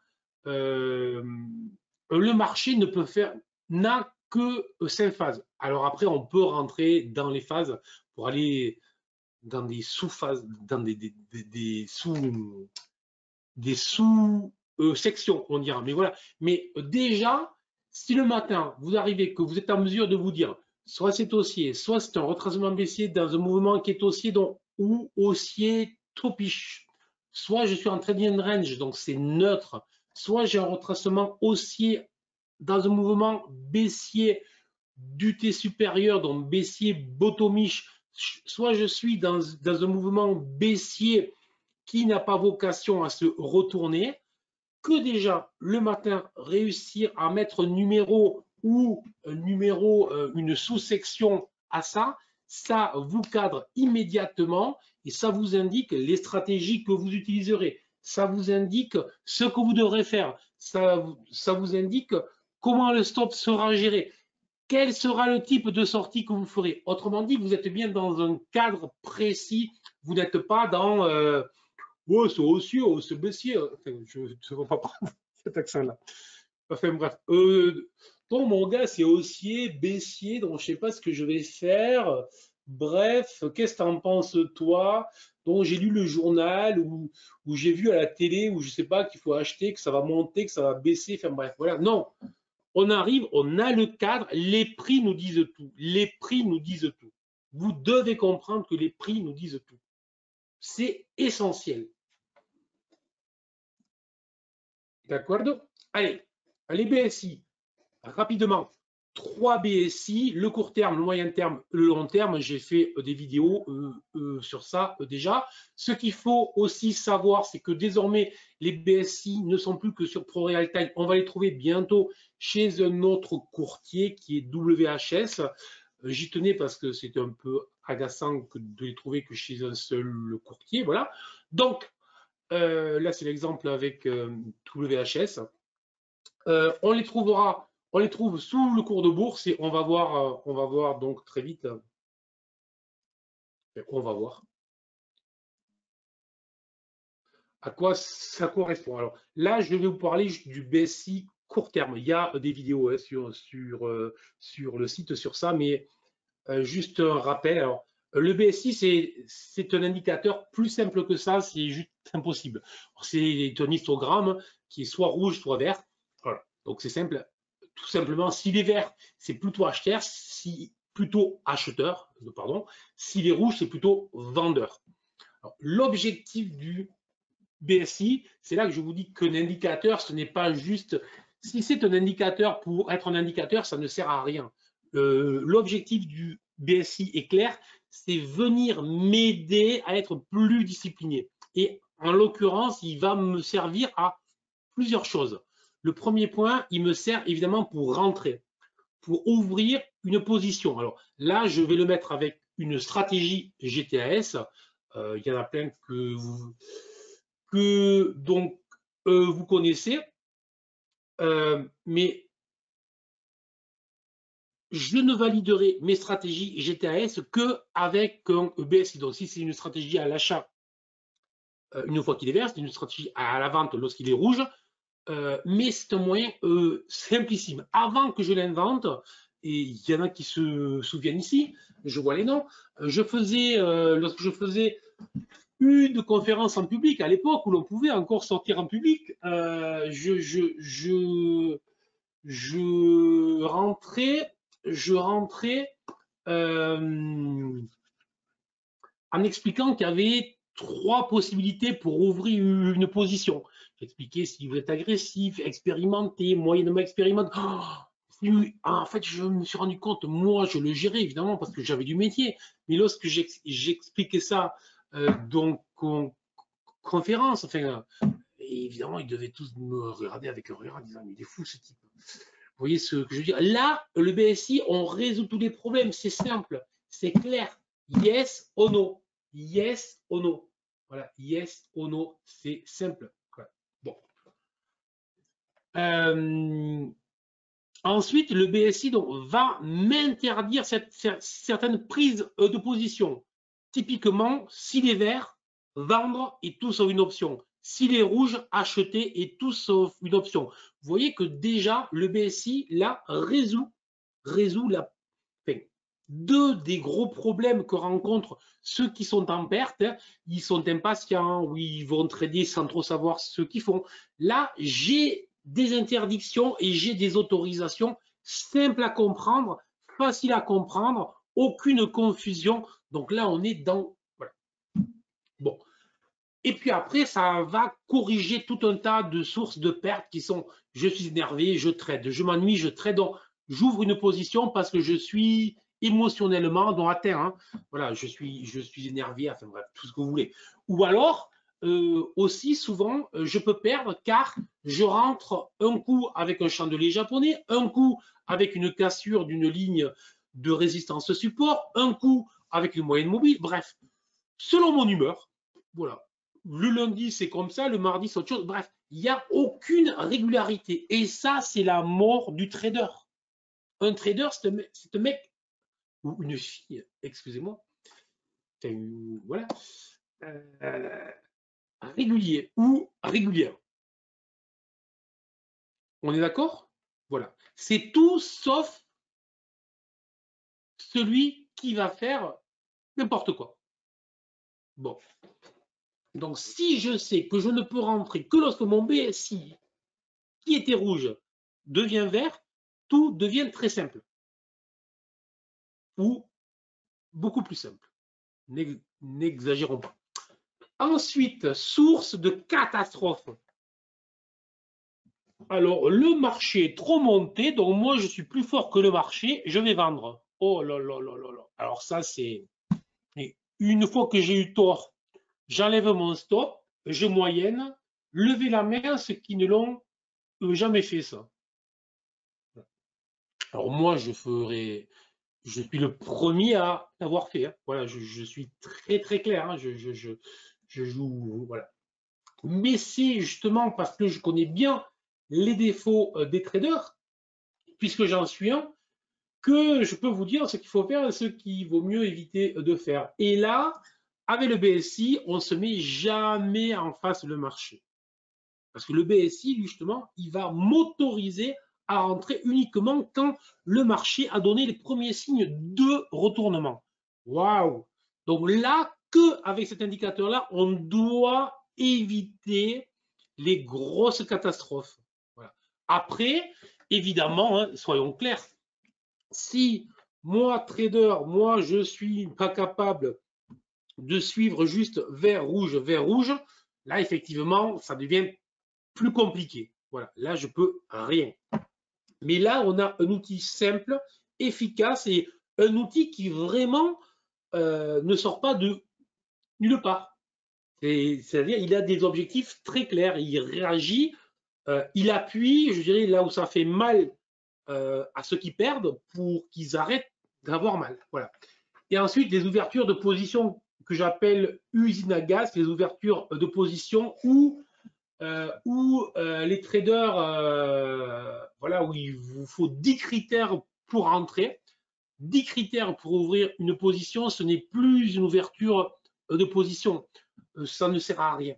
Voilà, multiplier les critères ne sert à rien, ne jamais oublier que le trading, c'est une chance sur deux. Hein. Voilà, vous rentrez, soit ça monte, soit ça baisse, donc ça ne sert à rien voilà. Il faut être et précis, et efficace, régulier, mais éviter les trop-pleins, la confusion, tous ces trucs-là. Et là, on a un outil qui vraiment réagit bien à tous ces éléments-là. Alors là, je vous ai mis un exemple, c'est aussi avec WHS. Laissez-moi réfléchir à ce que je vous ai mis. Ça doit être l'or. Je m'abuse, voilà.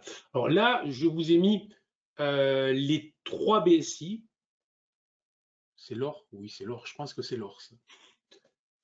Donc, je vous ai mis les 3 BSI. Alors, bon, les 3 BSI, c'est pour les abonnés. On est bien d'accord, mais je vous explique que le principe, l'idée, c'est la suivante. On a le BSI long terme qui marque le mouvement de fond. Donc, c'est plutôt le mouvement qu'il va falloir travailler. Voilà. Ensuite, on a le moyen terme et le court terme qui, lorsqu'ils se retournent face à un mouvement qui reste de fond vert, pour être clair, vont nous indiquer qu'on est sur une phase de retracement.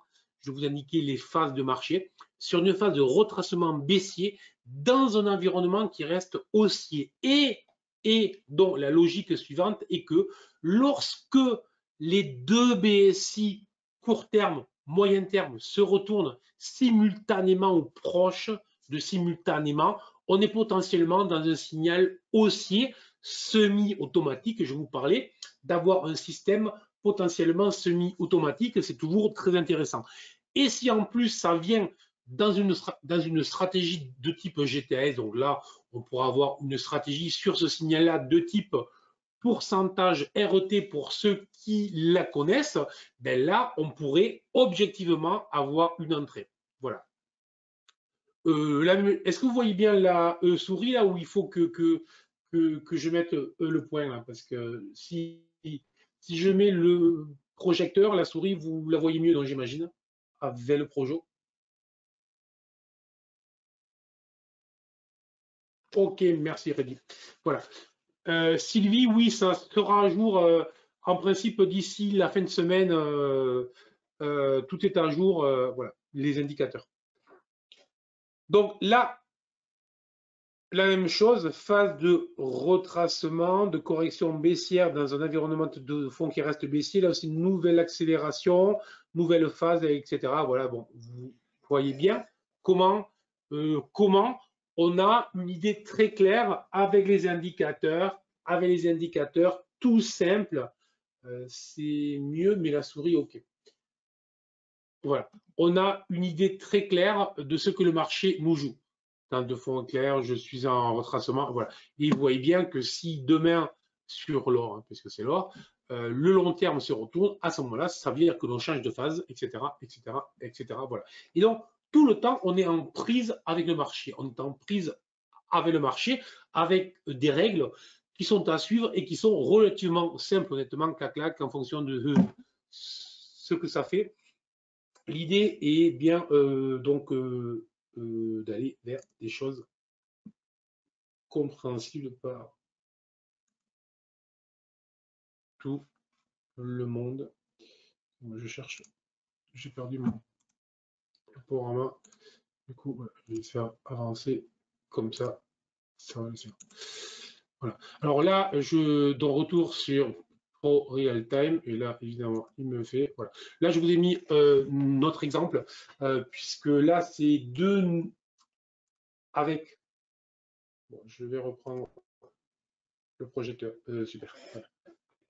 Alors, là, j'ajoute deux indicateurs. J'en ai parlé déjà il y a plusieurs semaines. Ils vont être disponibles dans les prochaines semaines. C'est-à-dire que je sors un indicateur, lorsque je le délivre, je l'ai tordu dans tous les sens. Je l'ai tradé. Et je l'ai tradé durant de nombreux mois, voire de nombreux trimestres. Je ne sors jamais mes outils.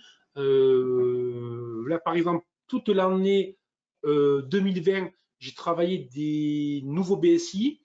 Il y en a que j'ai gardé, donc des évolutions. Et là, je suis en train de finaliser. L'objectif, je cherche toujours à faire mieux. Voilà. C'est le truc qui me plaît. Bon, là, donc vous avez le nuage BSI. Alors le nuage BSI, c'est votre ancien FIP TDI. Il a changé de nom, donc désormais c'est le nuage, parce que tout le monde me l'appelle le nuage, donc j'ai décidé que donc moi aussi je vais l'appeler le nuage. Voilà. L'autre chose que vous allez là, vous voyez, donc ça va être Pro Real Time, vous voyez que là le fond est blanc, et là le fond va être rosé, et tous mes indicateurs vont être rouges, le nuage est rouge, les BSI sont rouges la plupart donc du temps. Et là, c'est là lorsque j'obtiens le maximum de convergence avec la méthode GTS. Tous mes indicateurs se mettent au rouge, c'est-à-dire mon indicateur de fond que j'appelle justement l'indicateur convergence. J'ai fait une vidéo dessus sur la chaîne YouTube. Vous pouvez aller la revoir sur la chaîne YouTube de eWinvest. Là, on est au maximum. Et là, on est vraiment sur des phases de marché très intéressantes. Et lorsqu'on va se trouver face à des écrans blancs, ben on est dans des phases de marché où la convergence est minimale. Et peut-être que trader n'est pas la chose la plus intelligente à faire. Ou alors, il va falloir trader. On va devoir augmenter le degré pour rentrer de position. Le BSI permet de suivre le mouvement. Le contrarien, alors le contrarien, ce n'est pas qu'on n'en fait pas, mais on fait le contraire, on peut en faire dans des conditions très précises. Typiquement, la stratégie BO-fail, est une stratégie de retournement. D'accord? Voilà. Mais on va la valider avec le BSI, pour ceux qui connaissent. Et tu prends position sur 30 minutes si je suis en swing, etc. Avec le nuage, oui, voilà. Alors, si je l'appelle nuage, donc merci, c'est effectivement parce que ça ressemble à l'Ishimoku, mais ça n'a rien à voir sur le codage. Hein. Ça fait X années que je bosse dessus. C'était FIP-TDI. FIP-TDI, vous pouvez donc vous douter de ce que vous allez trouver à l'intérieur. Voilà, mais FIP-TDI, le nom ne me plaît pas depuis que je l'ai créé. Et puis comme tout le monde me l'appelait, oui, on dirait le nuage, on dirait le nuage. Donc maintenant, c'est le nuage. Voilà, c'est tout. Après, voilà. Donc là, je vous ai mis un exemple aussi avec les BSI avec Renault pour essayer de vous montrer ce que ça donne. Alors, l'intérêt qu'il y a ici, vous allez voir. Donc là, c'est plutôt sur un profil, je suis investisseur, etc. Je ne voudrais pas trop m'embêter. Je voudrais des choses simples. Renault a eu une chute quand même de 50 jusqu'à 10 ou 11, 12, je crois. Donc une chute quand même plus que significative. Et donc, qu'auparavant, ils étaient à 100. Vous voyez, donc voilà. Toute cette période-là, Renault est avec des BSI rouges, avec l'indicateur de fond qui est le convergence qui est rouge, et avec le nuage qui sert de résistance et qui est rouge. Donc, tout simplement, en tant que trader, aucune question à se poser, je n'y vais pas. Vous voyez, l'investisseur se pose beaucoup moins de questions, ça devient très simple. Bon. Donc, et puis en plus, ça évite quand même des grosses catastrophes industrielles.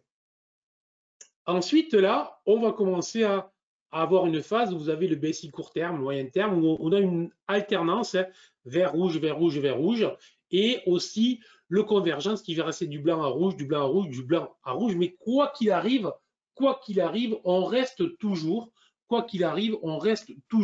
blanc, rouge, on n'a jamais eu de vert. Et là, pour la première fois en octobre, on a enfin du vert. Et pour la première fois à la mi-octobre, on a le BSI long terme qui se met vert. Et là, on a un premier signal potentiel haussier. Donc ici, je ne dis pas de bêtises, j'ai dû mettre des flèches, voilà. J'ai fait les choses bien des fois. Voilà, je vous le mets, paf, voilà. Là, c'est le premier élément où, en tant qu'investisseur long terme, hein, je parle, mais on a la même chose en intraday, en M1, en ce que vous voulez. Et là, si vous le regardez, on a ensuite le double croisement ici, BSI court terme et moyen terme dans un environnement du BSI long terme vert. Et vous voyez que ce signal-là se produit alors qu'on est dans ce grand range. Ce grand range, j'en avais parlé à la télé, notamment en TV Finance, où je conseillais des rachats sur les bas à l'approche du support, puisque justement, on avait les indicateurs qui se mettaient au vert, si je puis dire, et le résultat est juste spectaculaire, vous le voyez, et désormais, tout est vert sur cette valeur, tout est vert. Je ne distribue pas encore Olivier, mais je dois en envoyer en test si tu veux. Voilà. Donc voilà, puisque je teste les indicateurs très longtemps, puis après je les fais tester aux abonnés. Il faut qu'ils travaillent un peu aussi. Il faut travailler un peu. Voilà, donc c'est honnêtement notre exemple. Hein. Les exemples, je peux vous en mettre autant que vous voulez. L'idée est très claire en ce qui me concerne. Phase de convergence maximale, je sais ce que je dois faire. phase d'incertitude, c'est blanc. Voilà, si j'ai des gros signaux, des grosses stratégies, mais c'est peut-être pas le moment de me mettre à fond la caisse. Là, je vous ai mis volontairement une phase verte où tout est vert et où le marché, donc là on est sur le DAX, où je redescend et va ensuite se retourner. Aucun souci, je ne prétends jamais que c'est du 100%, bien évidemment que non, bien évidemment que non. Gestion du risque est l'essentiel, et puis après on essaye de trouver des phases de marché de convergence forte. Voilà, le secret en trading il est là. Gestion du risque, et je vais trader sur les phases de marché avec la convergence forte. Parce que si vous allez perdre 20 ou 30 points, mais que vous en gagnez 100 ou 200 ou donc 300 à l'achat et à la vente, vous voyez bien que l'intérêt, il est clair. Et si sur les phases où c'est blanc, vous ne savez pas, vous ne faites rien, vous pouvez étudier durant ce moment. Voilà. OK. Alors, après, bon, encore un exemple. Voilà, vous voyez ce que ça fait.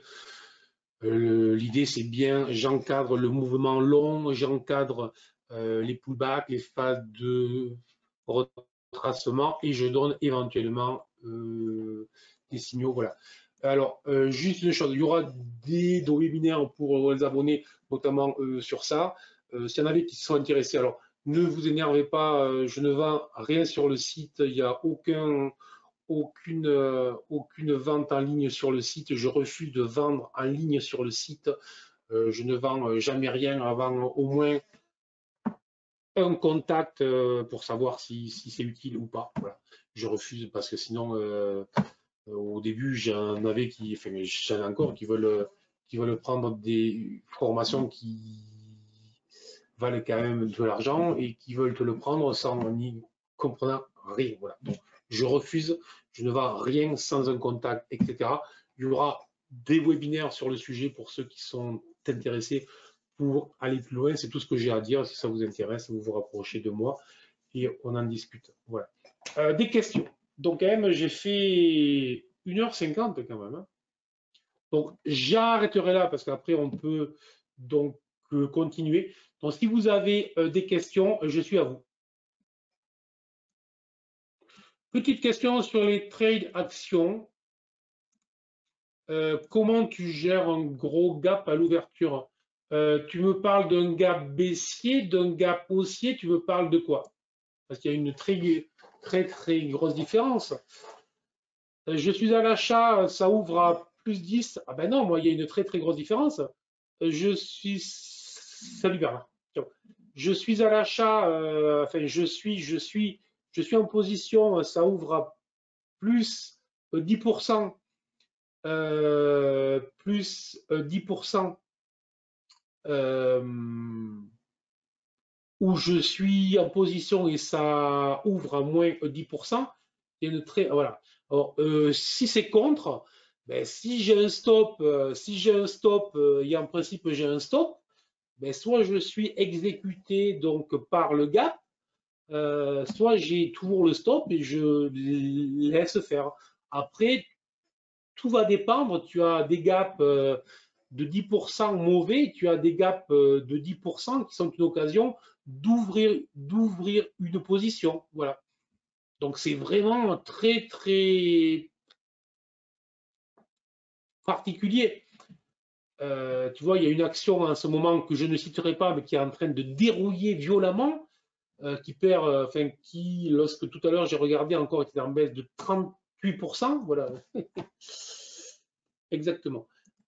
Oui, alors écoute, le box, enfin le stop BSI, donc j'en ai pas parlé parce que voilà. Y a-t-il un projet de robotisation de la méthode? Non, alors je suis contre la robotisation pour avoir fait du trading algorithmique pur. Hein. J'ai fait du trading algorithmique pur durant plusieurs années. Je n'y crois pas, je crois au semi-algorithmique. Voilà. je peux acheter un gap, oui, voilà, non. Celle que vous citez, que je ne citerai pas, là, j'ai fait un truc dessus. Ouais. Euh, donc, le stop, je le laisse. Quoi qu'il arrive, le stop, je le laisse. Ça, c'est le stop, règle de base. Je pose un stop, que ce soit sur action, en scalping, en intraday, en swing, je ne le touche plus. Voilà.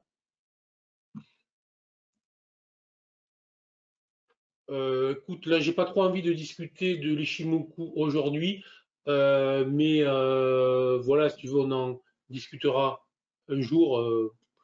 Voilà. Je n'ai jamais rencontré à ce stade et à ce jour un trader Ishimoku avec. C'est ça, Olivier aussi. Ouais. Et voilà. Le nom, déjà, c'est un souci. Et puis après, écoute, amène-moi un trader avec un track sérieux, Ishimoku. Voilà, je sais ce que font les traders, donc voilà, je sais ce que font les traders. Bêta testeur GTS pour WHS. Alors, écoute, GTS pour WHS est déjà disponible dans l'ancienne version. Là, celle qu'on met, c'est la nouvelle. Voilà. Mais l'ancienne, il y a tous les indicateurs. Et là, je suis en train de mettre les nouveaux au fur et à mesure. Donc, tu as tous les indicateurs sur WHS. Voilà. Voilà. Écoute, la nouvelle, pour le moment, écoute, je suis en pourparlers pour la mise en place. Donc, on en rediscute dès que c'est en place, si tu veux. Quel capital raisonnable en moyenne pour faire du swing plusieurs jours, semaines pour de l'intraday? Alors ça, c'est le genre de question que j'aime pas.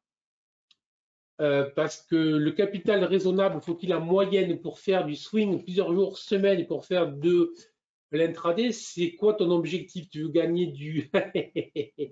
Non, mais je réponds toujours même aux questions auxquelles je suis pas, que j'aime pas. Moi, je réponds à tout. Euh, Tout dépend. Ton objectif, c'est quoi? Tu veux gagner un SMIC jour, un SMIC mois, tu vois, voilà. Voilà. Et puis après, c'est quoi ton expérience? C'est quoi ta discipline? Maintenant, on va dire, allez, pour aller gagner entre 1000 et 1500 balles mois, c'est-à-dire que si tu veux être à l'aise, moyennement expérimenté, mais à l'aise, sérieux, pratique, si tu fais ça, si tu fais 1000 à 1500 balles, ça va te faire, on va dire, 12 à 18 à l'année. Euh, donc, si tu mets 50 000 balles, on va dire, tu es autour de 20-25%. C'est ça, tu es, entre 20 et 25% de rendement. C'est ce qu'il faut faire lorsqu'on est trader. Voilà. Donc, moi, je dis que lorsqu'on est trader, on doit faire 20-25% régulièrement en levier 1, en levier 1, en levier 1, en levier 1. Donc, demain tu es dans levier 2, levier 3, tu pourras faire beaucoup plus. Mais tu auras fait plusieurs années déjà. Voilà. Donc, voilà, donc 50 000 balles, c'est ce que tu dois faire. Enfin, c'est plus, c'est voilà. Moins si tu es meilleur, plus si tu es moins bon. Mais un trader honnête, sérieux, 50 000 balles, si tu sors pas 12 000 euros sur l'année, c'est qu'il y a un souci. Voilà. Donc après, voilà, j'espère que je suis clair sur la réponse. Des questions? Si vous avez des questions, vous pouvez lever vos petites mimines, comme ça je sais que vous posez des questions. Question un peu longue. Perso, après avoir pris un trade, lorsque j'ai une invalidation de mon signal sans que mon stop soit touché, je vous la colle comme ça, en même temps vous la lirez. Question un peu longue perso. Après avoir pris un trade, invalidation de mon signal sans que mon stop soit touché. Parfois je sors de la position. Dans ce cas, je perds pratiquement ce que me coûte le stop. Souvent, ça repart dans le bon sens. Vous mieux que j'ai déroulé, stop, de toucher. OK. J'ai compris. Ouais, alors ça, c'est une très bonne question. Très, très bonne question. Alors, j'aurai deux types de réponses selon l'expérience qu'a le trader. Donc, je ne vais pas revenir vers toi, je vais le prendre en général. Un trader non, je vais prendre un trader expérimenté de peu à moyennement, c'est-à-dire qui n'est pas encore régulier, qui sort pas des gains régulièrement, voilà, qui fait pas ses 1000 à 1500 balles tous les mois avec son capital de 50 000 euros. Celui-là, je dirais, règle GTAS, tu as posé ton stop, c'est le marché qui va décider de la suite. Quoi qu'il arrive. Ce quoi qu'il arrive, il y a une exception. Pour ceux qui ont lu stratégie de marché, je parle dedans du stop temporel. Est-ce que ça vous parle, le stop temporel? Alors, le stop temporel, ça veut dire que lorsque je rentre sur une unité de temps donnée, donc mettons que je rentre en 5 minutes, je considère qu'au bout de 10 ou 12 unités de temps, 10 ou 12 unités de temps, si ça continue de bidouiller, je m'autorise à sortir. Je m'autorise à sortir. Ça veut dire que je suis à la fois discipliné, mais libre. Je ne sors pas au bout de 5 minutes, ni de 10 minutes. Donc, je peux sortir au bout de 50 minutes ou de 60 minutes. Si je rentre en 5 minutes, si au bout de 10 ou 12 unités de temps, donc 50 ou 60 minutes, le trade ne fait rien, ou mon signal est invalidé, je peux sortir, mais pas avant ce stop durée en unité de temps. Donc, j'espère que je réponds à ta question. Après, je suis un trader expérimenté, voire très expérimenté.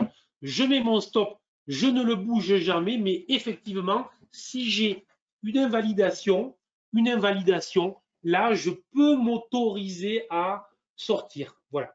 D'accord? Bon. Troisième point quand même, attention, selon que l'on rentre sur un trade de type trend following, je casse une résistance ou un support et je joue une accélération rapide, ou selon que je joue une stratégie de type contrarien, retournement, je dois laisser plus ou moins de temps au marché, puisque le marché se retourne généralement lentement, alors que lorsque ça casse, directionnel rapide. Donc, faites toujours la différence sur votre trade. Est-ce que je suis en trend following ou est-ce que je suis en mean reversal? D'accord? Allez, je pense qu'il n'y a plus de questions. Donc, écoutez, je vous remercie. J'ai explosé les records de... Voilà, donc je suis très content. Ça me fait très plaisir. C'est mes petits records à moi. Donc, j'espère que ça vous a plu. Excellent comme d'habitude, je te remercie. Merci, vous avez été très nombreux. Ça me fait honnêtement très, très, très plaisir. Parce que c'est ce qui m'amuse beaucoup, ce qui me plaît. En plus, vous êtes restés jusqu'au bout, donc c'est top niveau. Donc, honnêtement, ben, je vous en ferai un autre. J'espère surtout que ça vous sert. J'espère que c'est utile.